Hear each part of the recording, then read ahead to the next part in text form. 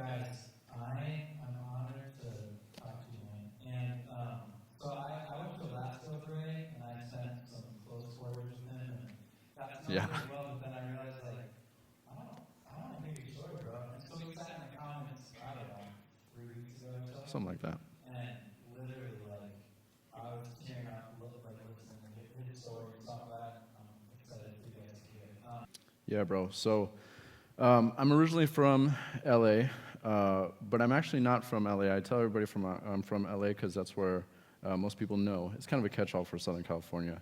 But I'm actually from a small desert called Hesperia, California. It's probably about 20, 30 minutes from Victorville, which is probably more well-known. But I did not grow up in a Christian household. It was me, my mom, my dad, and my sister. And we all grew up in this home together. And this home wasn't really a home. It was it was mostly like a shack, the best way I can explain it. The windows were sheets. Our roof was a blue tarp that we had. Luckily, our doors locked. That was a good thing.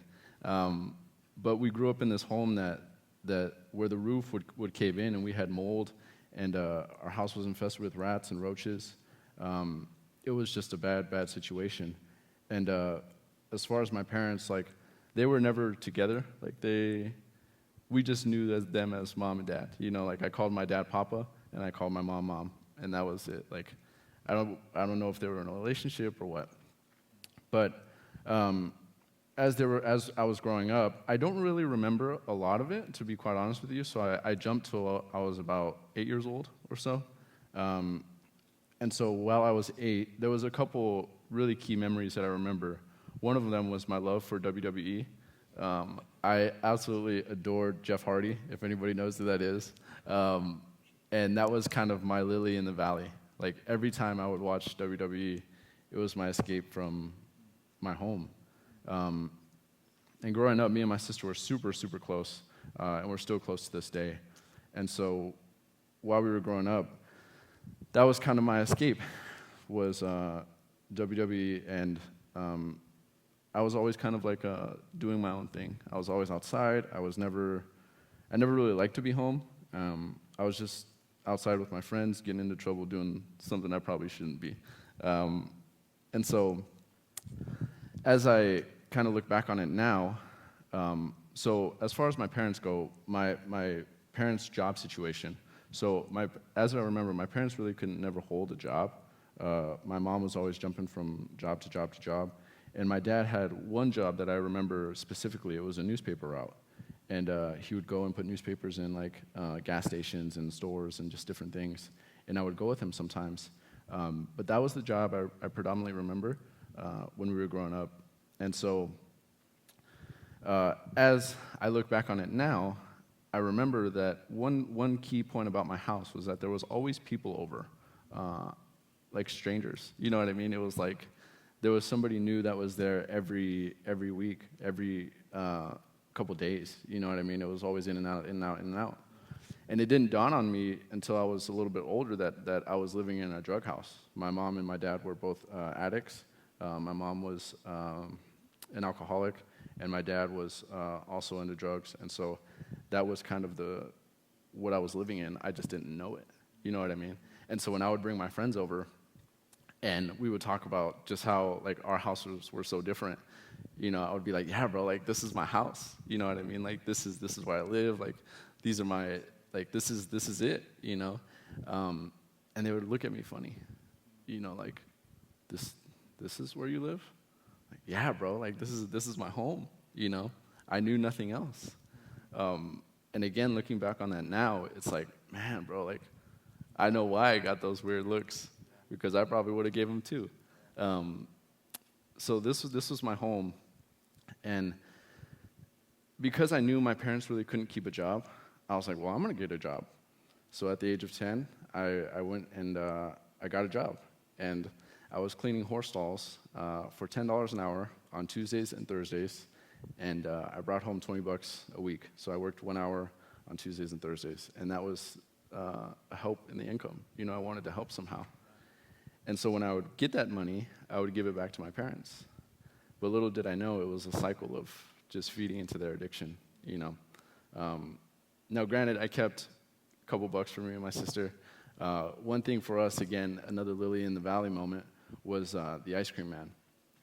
It would always come through, and we would hear that tune, and as soon as we heard it, we would run out.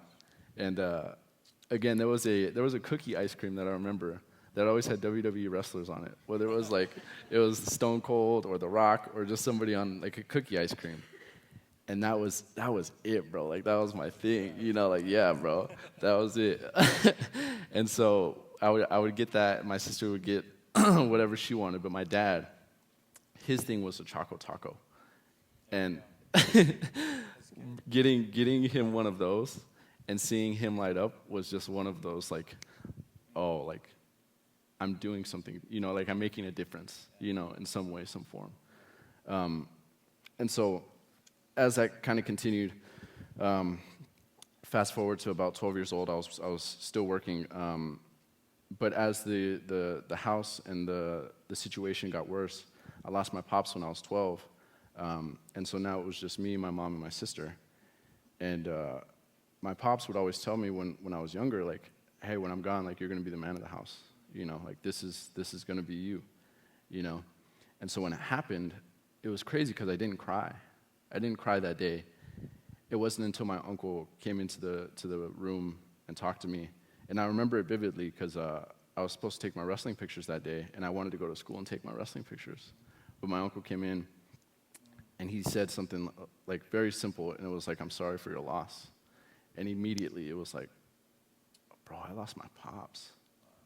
You know, like, I lost my pops, bro. You know? And that's when it kind of hit for me. And so now, having that memory in my head of like, all right, bro, like, you're going to be the man of the house now. You know, like, it was like, I'm 12 years old, bro. I'm still going to school. Like, how can I be the man of the house? There's just no way, you know? And so knowing that and keeping that memory in mind, there wasn't an income except my income, right?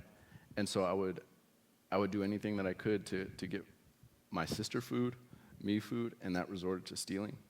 And it would be from fruit trees or just friends and different family, like just anywhere I could get it, I did it, you know. And I wasn't proud of it, but it was something that I just needed to do. You know, it was survival at that point.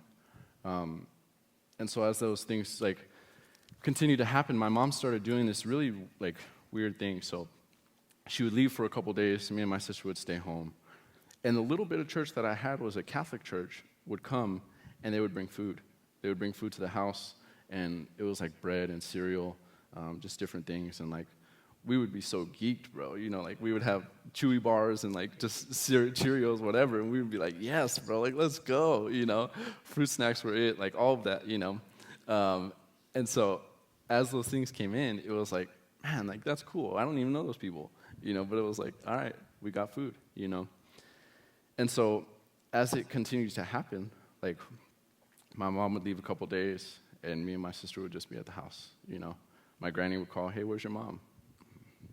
I don't know. She just left, you know. Haven't seen her for a couple days, kind of thing. And so finally one day, like, it just happened, and my mom never came back. And to this day, I don't know where my mom is. I haven't talked to her. I have no communication with her whatsoever. And so now it was just me and my sister. And so that's kind of when my grandparents came in the picture. When all of that happened, was going down, CPS came in. They kind of shut the house down. It was like, yeah, nah, like, you guys can't live here. Like, this house isn't livable anymore. And that was growing up for me.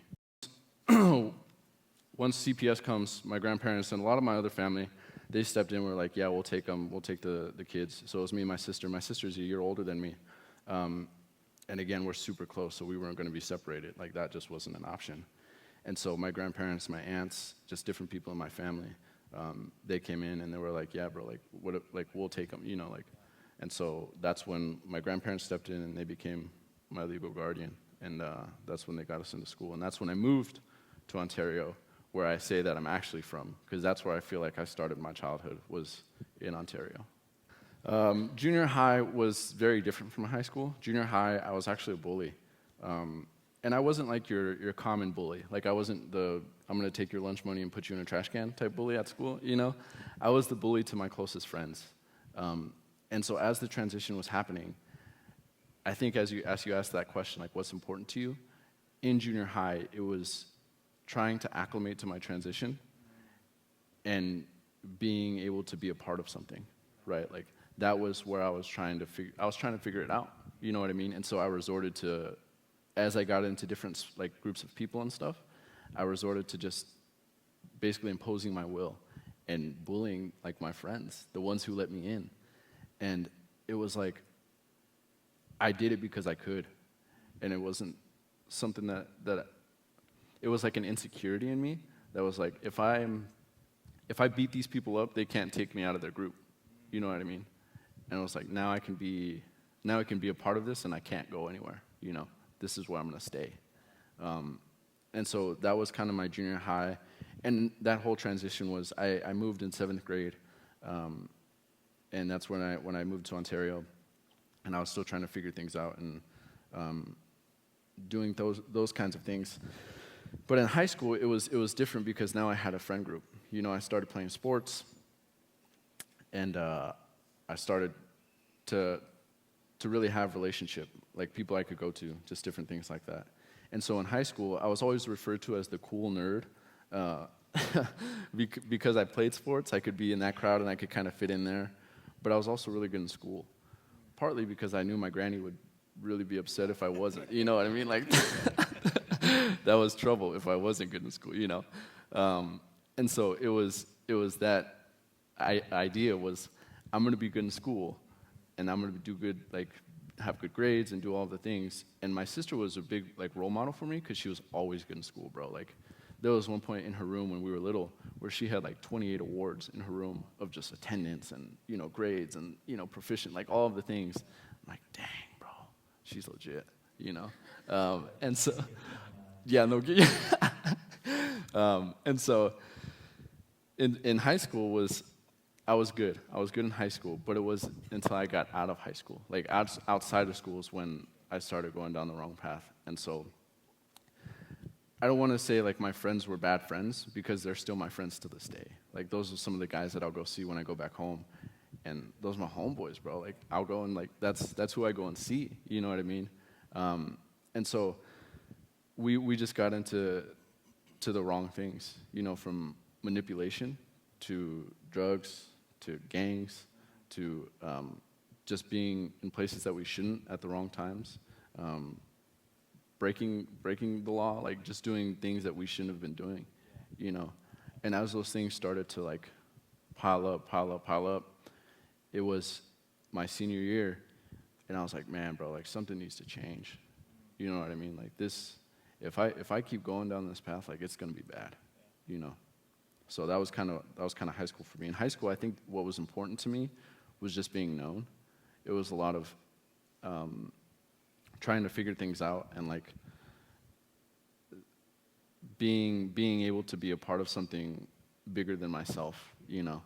And so that was, in high school, was actually when I had my first encounter with Jesus. And so my aunt, and still is, the only other Christian in my family today.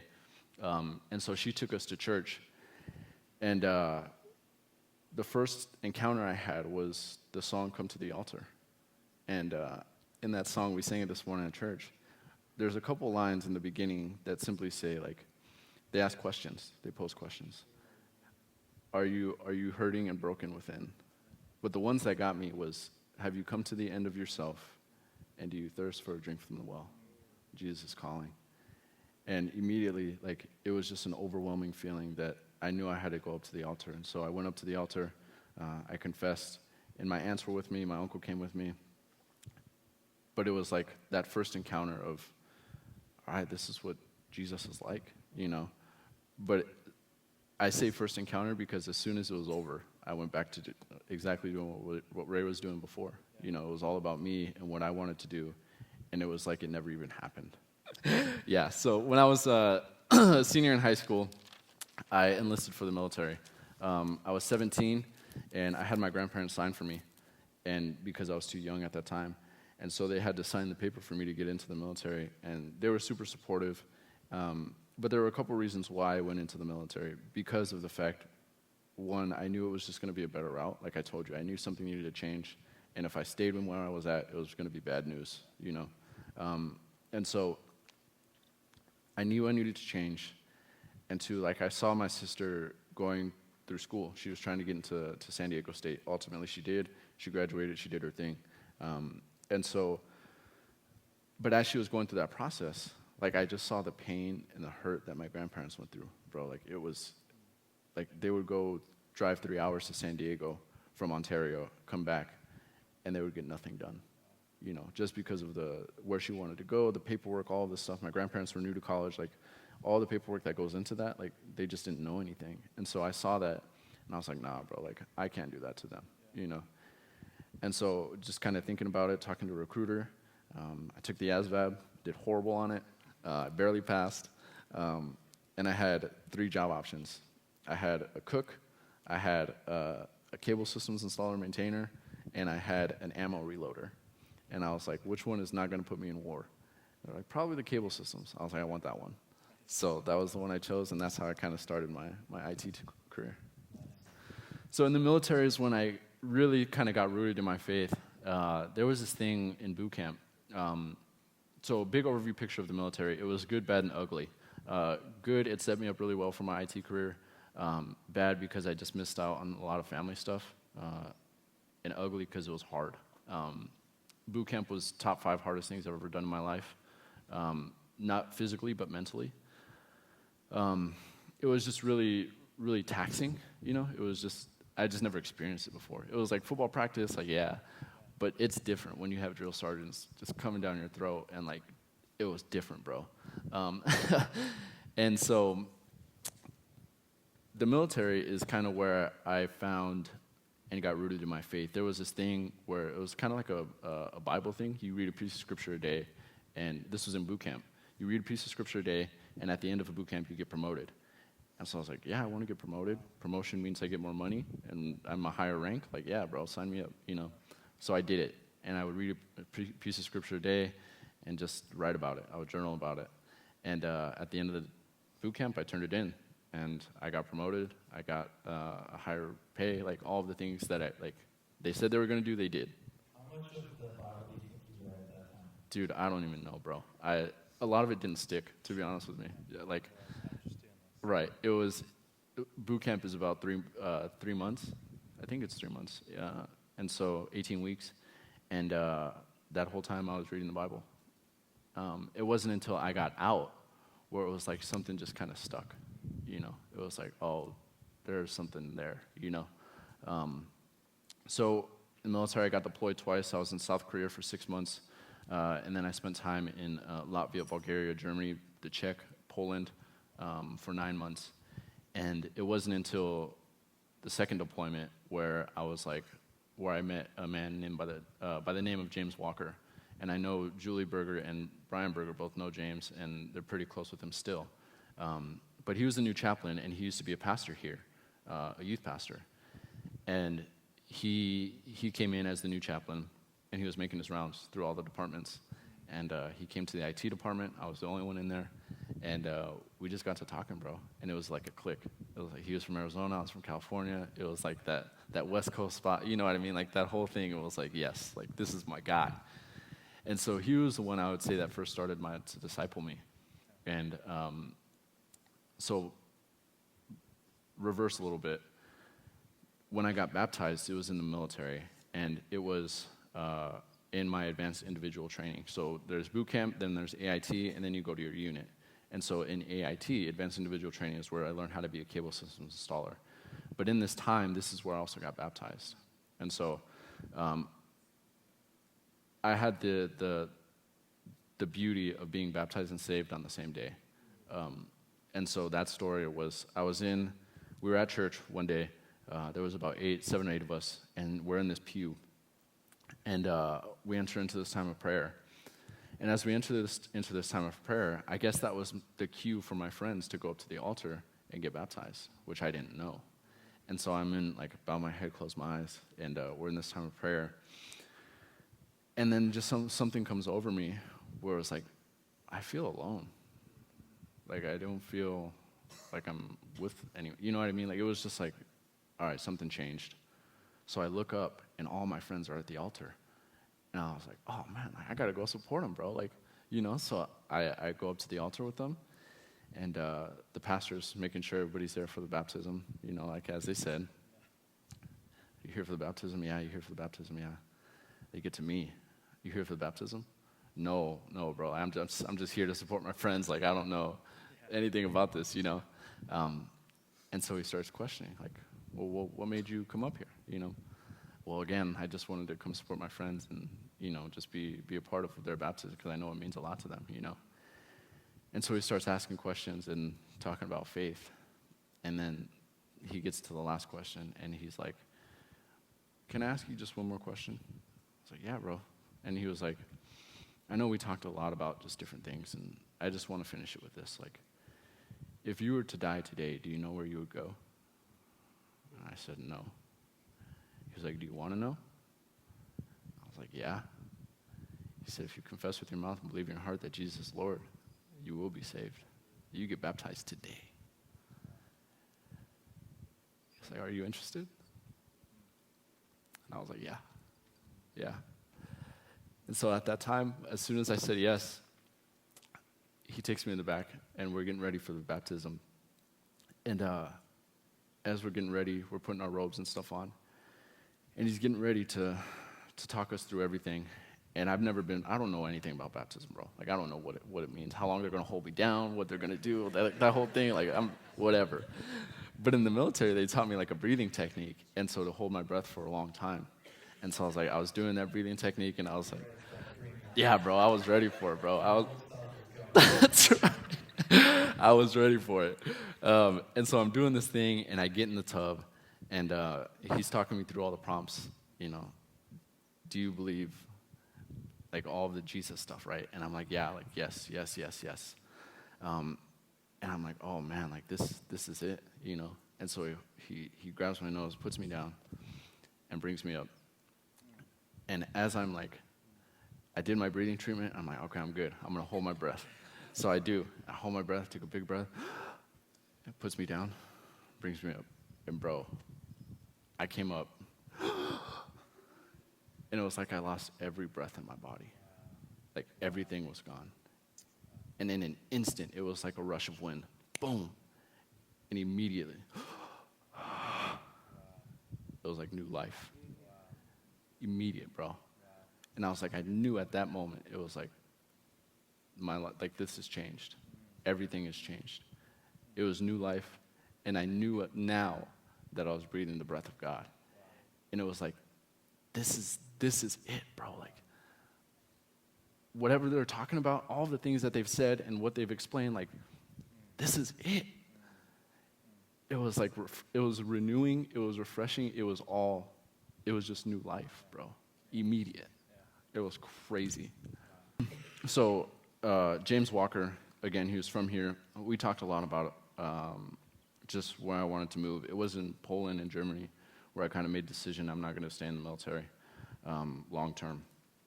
And so, as we were talking through things and praying through things and just different stuff, there was 3 instances that happened that kind of affirmed me coming to Arizona. Every night, as a new Christian, I would pray, and I would pray like, man, Lord, I don't know where you want me to go or what you want me to do. Like, I just know that you have a call in my life, And so as I was just praying through different things, and that kind of weighed on me a little bit more, And so there was 3 nights that these things happened. So first night, I'm getting ready for bed, going to sleep, and I'm praying, God, I don't know where you want me to go. Arizona wasn't my first option. It was actually UNLV, University of Las Vegas, Nevada. And so it was Nevada, Arizona, back to California, and then Colorado. And those were kind of my options. And as I was just praying through those things, I was like, man, Lord, I don't know where you want me to go, but if you want me in Colorado or if you need me in Arizona, boom, my closet light turns on. It's a motion-detected light, and it's a walk-in closet. But it came on, and I was like, oh, whatever, like, I'll go turn it off. So I finish prayer, I go to sleep. couple weeks later, again, I just feel the weight of like, man, you're getting out soon. Like, you got to make a decision, you know. And so I go back to prayer. Man, Lord, I really don't know kind of where you want me to go, what you want me to do. If you want me to go back to LA, I figured if I switched it up, like LA, then Colorado, then, you know, things would change. But as soon as I said Arizona, boom, it came on again. I was like, all right, that's weird, bro. Like, I'm tripping. So, so I get up, go turn it off again. The last night was, again, I just feel that weight. I've got to make a decision. Where am I going to go? So my bed is here, my desk is here, my laptop is here, my TV is here, and my closet is on the side. And I'm going to sleep again. Man, Lord, I don't know where you want me to go, but I really need an answer. And if you need me in Arizona, so my closet light doesn't come on, but my laptop comes on. And my laptop was in sleep mode. It's open, it's in sleep mode. And as it's there, like, sometimes it's, you know, the graphic is a koala or like some old school car. You know what I mean? Like, it's just different all the time. But I've never seen this one. And this graphic was like a hallway. And in this hallway, it had pillars on the side of it. And in this hallway, it turned to a vanishing point. And in between each pillar, there was light, like, on this path. And it was so vivid. And I was like, all right, Lord, like, I'm either really gullible or you want me in Arizona. Yeah. And so I was like, all right. So when I came to Arizona, I didn't have family, friends, a job. I wasn't in school. I came out here on a total faith leap. And I was like, all right, Lord, if this is where you want me to be, I trust you. Yeah. And so I came. And I know we don't really have time to go into it, but like, that was a long time for you. Yes. Yeah. My gosh, bro. It was like, the idea of a faith leap sounds very fluffy and like, wow, like, that's awesome, you know. But the hardship that came with it was like no other. As soon as my friends left and as soon as everything was real and I was by myself, it was like, man, what did I sign up for, bro? It was to the point where I was like asking God, like, God, why did you even bring me here? Yeah. You know, what? Why would you bring me to a place where I have nothing? I have no purpose. I have no place to go. Nobody here for me. Why would you bring me here? I was helpless, bro. And that was a really, really dark place. But I knew there was just a calling where I was like, man, Lord, like, every time I had those moments, there was just instances of God's faithfulness. And it was like, yeah, like, don't worry about it. I got you. You know. Yeah. So I came to Redemption. James Walker knew a man by the name of Shannon Butler, and him and Shannon were really close. He put us in a group chat. Hey, Shannon, I want you to meet Ray. Ray, meet Shannon. Just talk, you know. So we met up, and Shannon said, look, bro, like, this is a family for you, and if you want to be a part of it, cool. If not, we still love you. And there was just something about him saying we still love you that I was like turned off by. I was like, how do you love me if you don't know me? You know? And it was just different, you know? I was like, yeah, whatever. You know, like I'll go once, you know? So I went to 710. And as soon as I went to 710, I met Corey, I met Abel, and that was the rest is history, you know? Like, I look back on that moment, and I'm like, now I see that, and I'm like, yeah, like, there's a different type of love. They still love me, even if I don't show up, you know? And so what was important to me in high school and the military and all of those things, I think as we were preparing and just kind of as I was writing notes and my thoughts, this was the hardest question for me to answer, just because I really didn't ever take inventory of it. You know, I never thought about it. But I think what was important to me was me. You know, like everything that Ray wanted, it was my bully mentality that was like so self-indulged that I was like, this is all about me, you know, and it was really prideful. And to this day, I would say that that's probably one of my biggest obstacles is just being prideful, you know, and still dealing with that today, but looking back on that now and saying, well, these are the things that kind of cost it, was like, it just gives me a new perspective, right? And so now when I look now with Jesus, the things that changed, I would say the obvious thing is like my relationship with him, right? Like how I look at people, like all of those things kind of changed. But it's more of like the intangible things for me that changed as my relationships, right? Like my relationship with my girlfriend, my relationship with my friends and the people around me, my relationship with my family, like my desire for God, my willingness to be coachable, like all of those things, it changed into, well, this isn't about me anymore. Like it was like, let's remove Ray from the equation and let's actually see what this kingdom can do, in Ray. Not because of Ray, but in Ray, And so I would say that's been like the thing that's changed the most is the perspective of it's not all about me. Yeah. Wow. Well,